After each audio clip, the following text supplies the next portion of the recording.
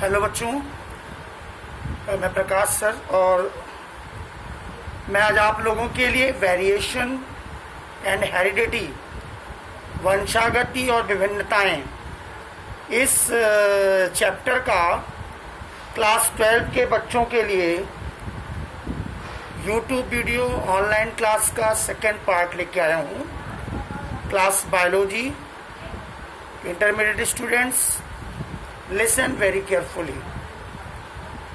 आज हम लोग इस चैप्टर का आनुवंशिकता, हेरिडिटी एंड वेरिएशंस, इसका हम लोग आज सेकेंड पार्ट पर डिस्कशन करेंगे।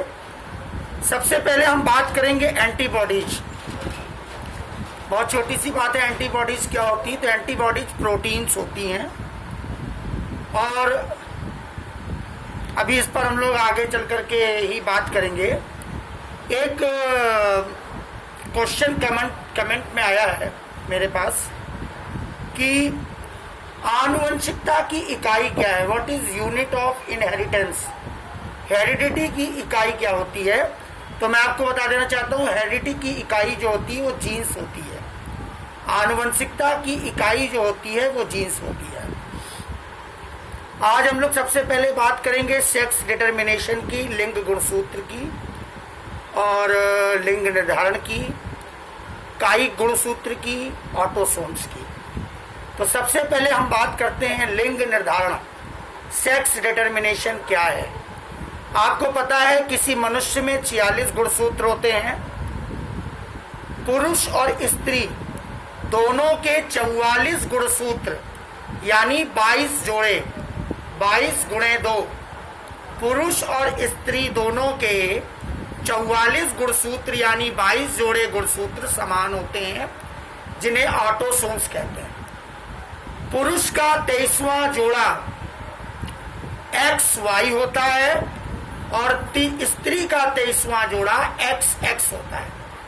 पुरुष के 23वें जोड़े को यानी XY को लिंग गुणसूत्र या सेक्स क्रोमोसोम कहते हैं और स्त्री के 23वें जोड़े XX को फीमेल का सेक्स क्रोमोसोम कहते हैं, फीमेल सेक्स क्रोमोसोम कहते हैं। तो पुरुष का, नर का, मेल का जो लिंग गुणसूत्र होता है वो XY होता है और फीमेल का जो सेक्स क्रोमोसोम होता है वो XX होता है।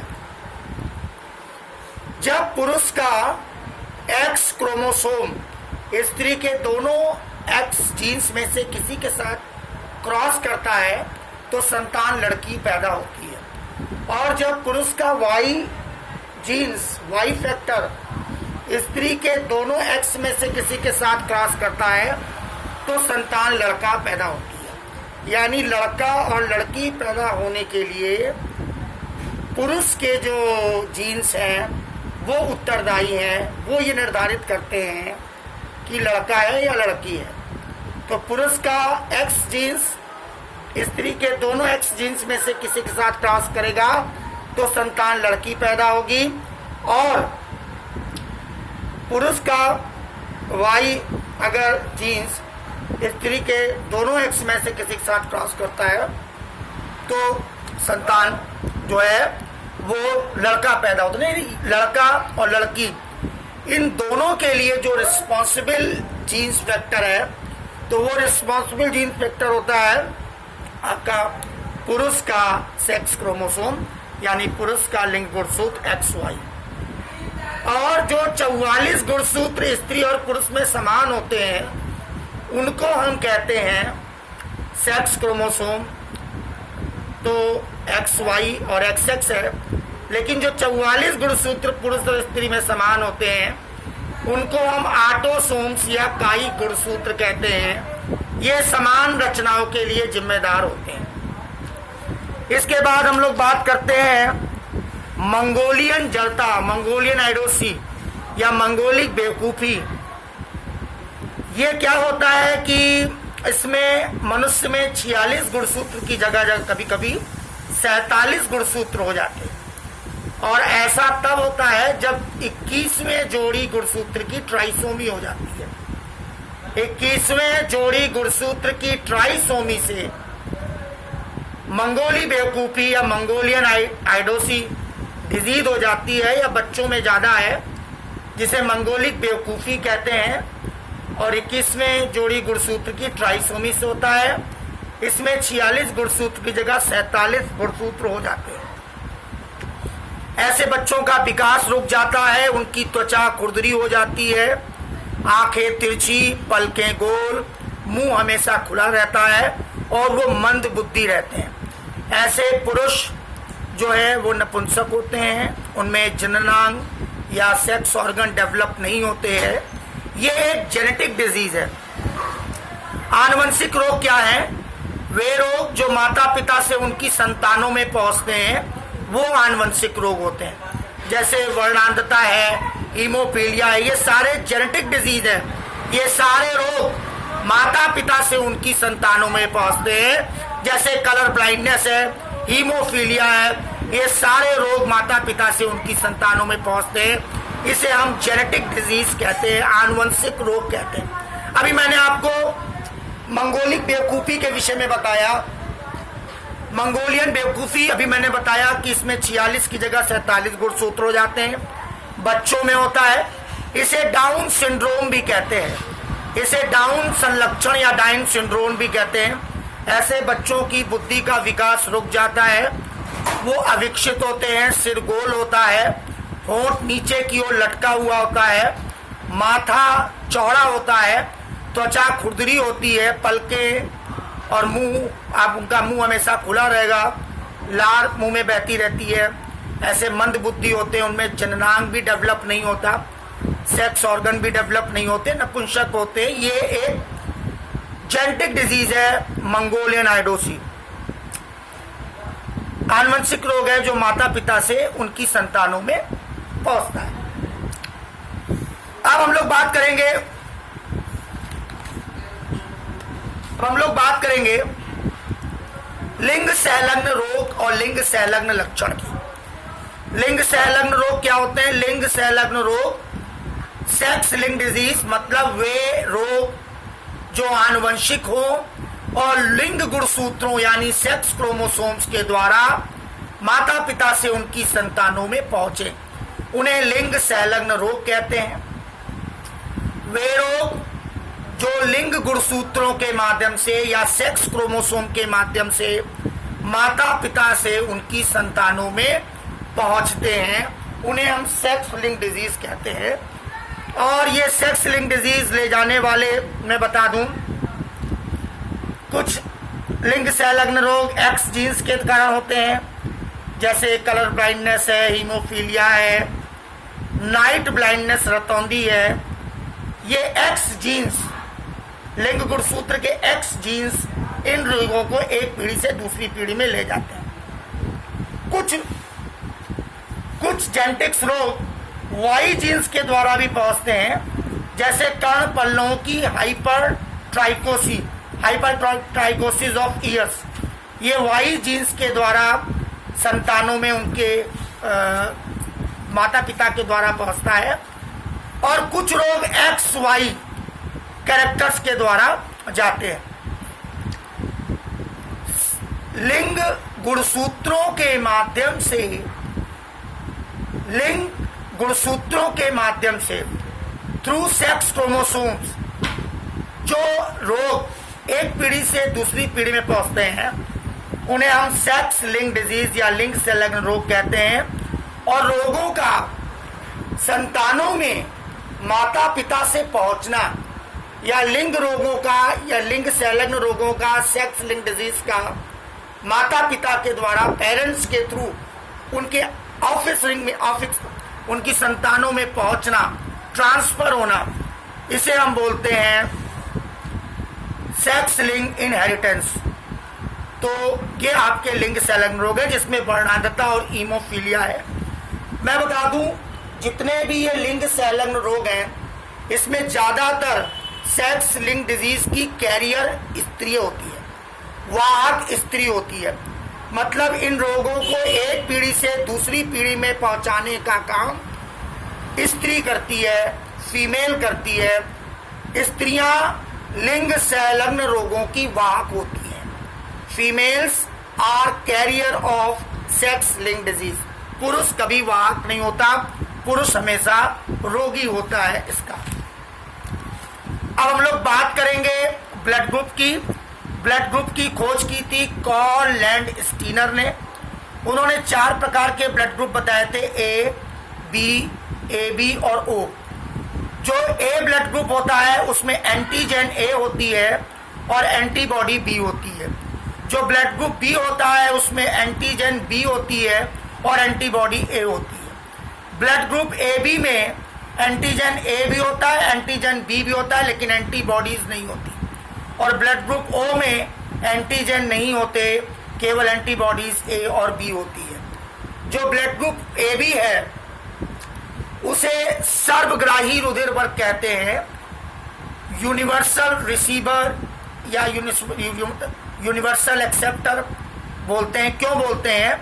क्योंकि वो सभी ब्लड ग्रुप से खून को ले सकता है। सारे ब्लड ग्रुप के व्यक्ति ए बी व्यक्ति को अपना रक्त दे सकते हैं। मान लीजिए किसी व्यक्ति का ब्लड ग्रुप ए बी है तो वो ए वाले से भी रक्त ले सकता है, बी से भी ले सकता है और ओ से भी ले सकता है। सर्वग्राही है, यूनिवर्सल रिसीवर है। क्यों है? क्योंकि इसमें एंटीबॉडीज नहीं होती, एंटीजन होती है। और जो ब्लड ग्रुप ओ है वो सर्वदाता है, वो सबको ब्लड दे सकता है, यूनिवर्सल डोनर होता है, क्योंकि इसमें एंटीबॉडीज होती हैं और एंटीजेंस नील होती हैं।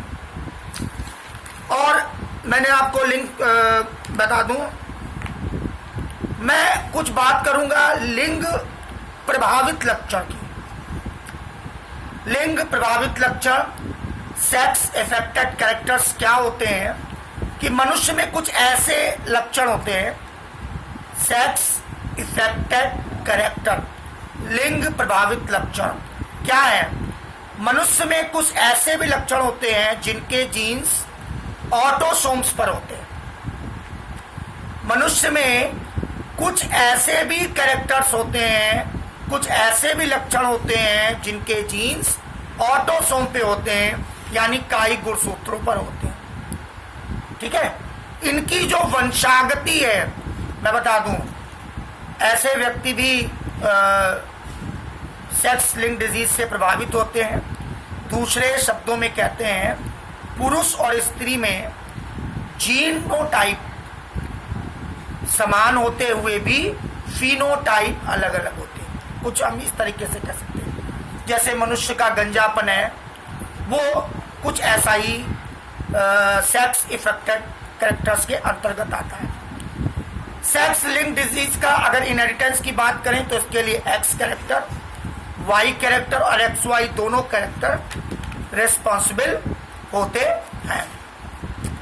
अब हम लोग बात करेंगे क्लाइनफेल्टर सिंड्रोम्स की। क्लाइनफेल्टर सिंड्रोम में भी मनुष्य में 46 की जगह 47 गुणसूत्र हो जाते हैं।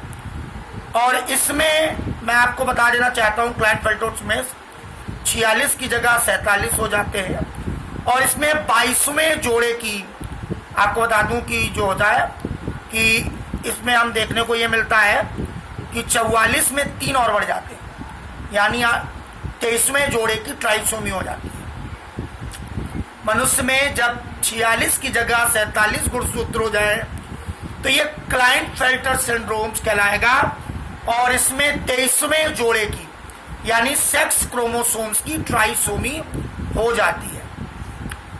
ऐसे पुरुष, अगर पुरुषों में ये है तो हाइपोगोनेडिज्म है। और ऐसे में आपको गाइनोकोमेस्टिया भी देखने को मिलेगा, जिसमें आप देखेंगे कि ऐसे मेल और फीमेल दोनों शारीरिक रूप से कमज़ोर होते हैं, सेक्सुअली कमज़ोर होते हैं।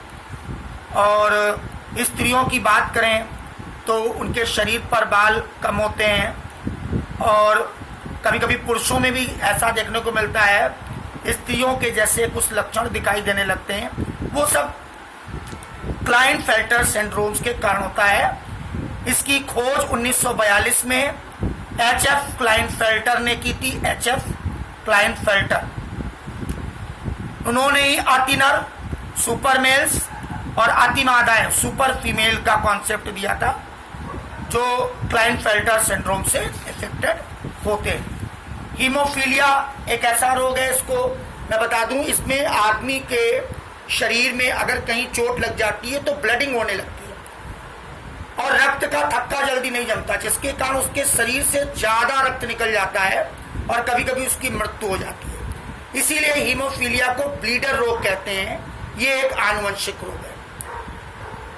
रतौंधी रोग में व्यक्ति को रात में दिखाई नहीं देता, ये भी एक लिंग संलग्न रोग है, आनुवंशिक रोग है, विटामिन ए की कमी से होता है।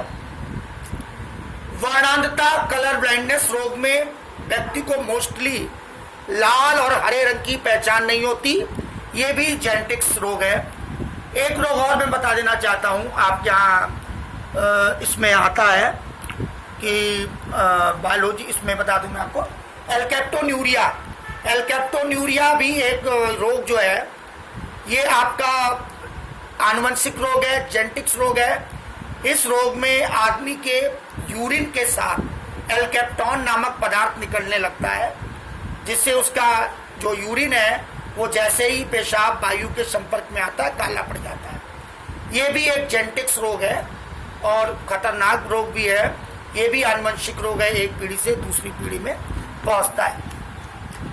मेंडल ने अपने एक्सपेरिमेंट के लिए मटर के पौधों में कौन कौन से लक्षण लिए थे पता है? एक तो पुष्पों का रंग बैगनी और सफेद, बीज का रंग हरा और पीला, पौधों की लंबाई, लंबापन, बौनापन, बीज का आकार गोल और झोटीदार। इन बातों को लेकर ही उन्होंने अपने एक्सपेरिमेंट किए। पुष्पों का रंग बैगनी और सफेद लिया, बीज का रंग गोल, पीला और हरा लिया, और बीज, पौधों की लंबाई, लंबापन, बौनापन और बीज का जो आकार है, शेप, वो गोल या झुर्रीदार, रिंकल्ड, ये लेकर के उन्होंने अपने सारे एक्सपेरिमेंट किए। अब मैं बात करूंगा वेरिएशन की, विभिन्नताएं। वेरिएशंस क्या होती हैं? जब एक ही माता पिता की विभिन्न संतानों में डिफरेंस पाए जाए, जब एक ही माता पिता की विभिन्न संतानों में डिफरेंस पाए जाए तो इसे ही हम वेरिएशंस कहते हैं या विभिन्नताएं कहते हैं। ये दो प्रकार की होती हैं, एक तो दैहिक होती हैं, शारीरिक रूप से होती हैं, फिजिकली वेरिएशंस होती हैं, ऑटो वेरिएशंस होती हैं, इसमें आदमी के शरीर में जो विभिन्नताएं देखने को मिलती हैं, और दूसरा जननिक, जो जननिक जो है रिप्रोडक्टिव वेरिएशंस होती है। तो ये दो प्रकार की वेरिएशंस आपको देखने को मिलेगी। तो बच्चों, ये आपको मैंने हेरिडिटी और वेरिएशन चैप्टर का सेकेंड यूट्यूब वीडियो भेजा है और इसको आपने समझा। वीडियो को लाइक और सब्सक्राइब जरूर करिएगा, अपने कमेंट्स मुझको जरूर भेजिएगा। इसका आखिरी यूट्यूब वीडियो मैं आपको अगली क्लास में भेज दूंगा और ये चैप्टर इस प्रकार से खत्म हो जाएगा। इसमें कुछ चीज़ें हैं, जैसे आप कैसे ब्लड ग्रुप का डिटर्मिनेशन करेंगे, ब्लड ग्रुप को कैसे आइडेंटिफाई करेंगे कि अगर मेल का ब्लड ग्रुप ए है, फीमेल का ब्लड ग्रुप बी है, तो संतानें कैसी होंगी। अगर मेल में हीमोफीलिया के कैरेक्टर हैं और फीमेल में नहीं है तो संतानें कैसी होगी। इन सारी चीज़ों को हम लोग अगली क्लास में समझेंगे। Thank you very much.